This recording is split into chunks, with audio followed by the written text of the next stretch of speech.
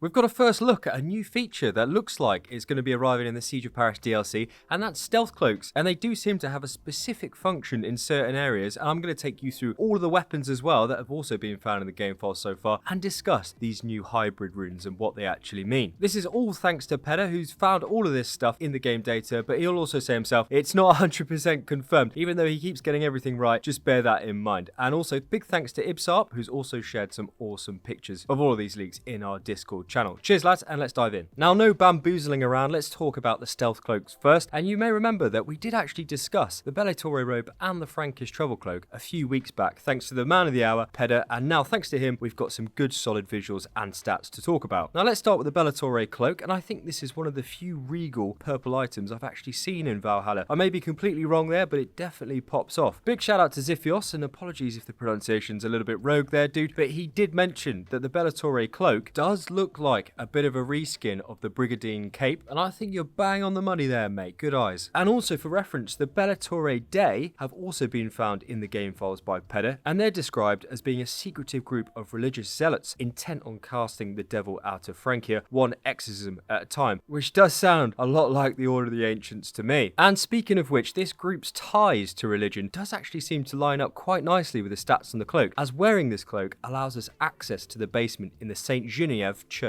in Paris, which I also believe is the Abbey of Saint Genevieve that was actually a monastery in Paris, built by King Clovis of the Franks in 502, and was widely considered the centre of religious scholarship in the Middle Ages. Unfortunately, it was demolished just after the 1800s by the French Revolution, except for the bell tower, which still remains here today. So I reckon we're going to find some juicy stuff here, folks. Well, I certainly hope so anyway. Additionally, Saint Genevieve is actually the patroness saint of Roman Catholic traditions and was active in Paris when it was known as Lutetia by the Romans, which is very interesting because Pedder actually found a reference to the Hidden Ones Bureau called the Lutetia Bureau in Paris a few months back. So lots of food for thought there. More cloak stats though, and even though it gives us a free pass in this church, it also gives us a buff where we can actually strike fear into the heart of NPCs up to 10 meters away with a 3.5 second fear duration. I also think this reinforces the fact that the Bellatorres Day seem to be the big dogs in the time period, and when we're actually seen to be wearing their colours as well as killing people in public, we're kind of seen as the unquestionable authority among the population, causing immense fear to anyone around us. Now, in a previous video, Yellowcake, Emmanuel and R3 quite rightly pointed out that in Assassin's Creed 2 you could obtain certain cloaks like the Medici and the Venetian capes where you could actually travel incognito in certain regions within the game. Well, I've got to be honest with you, it is great to see that UB are bringing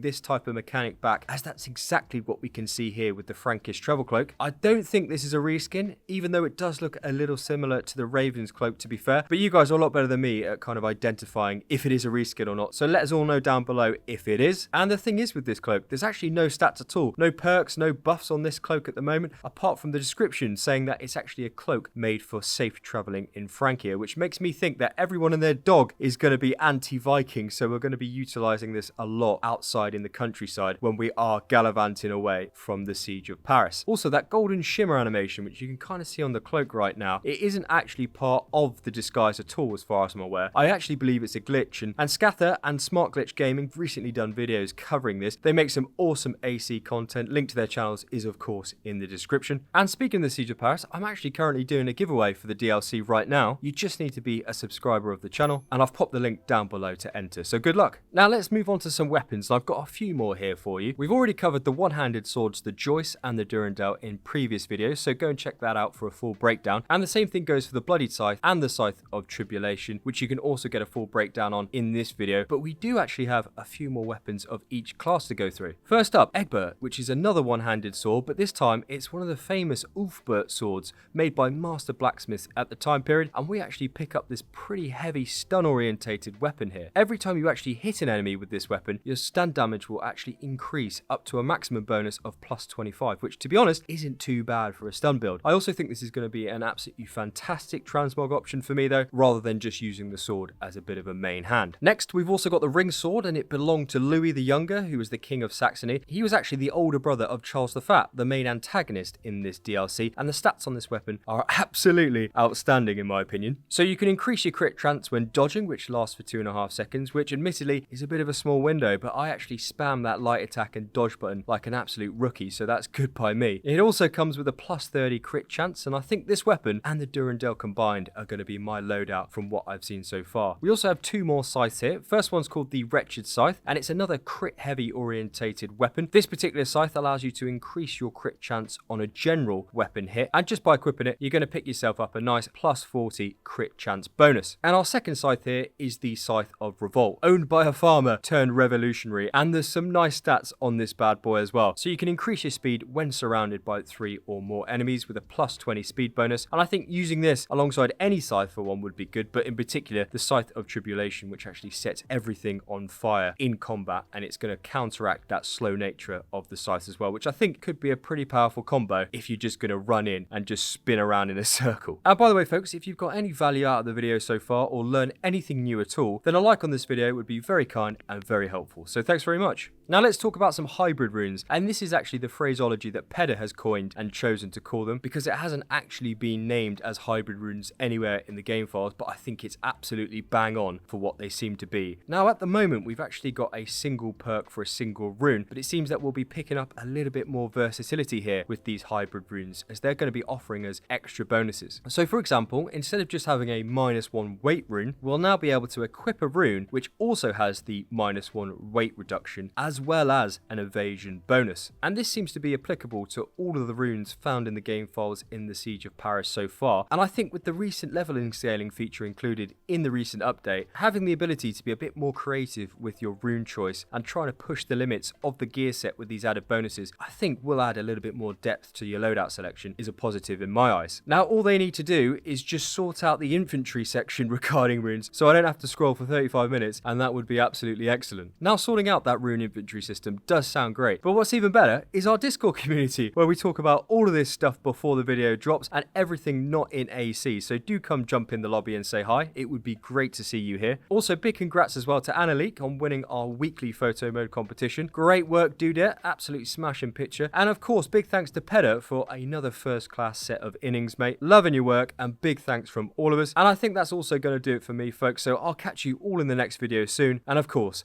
coffee is on me.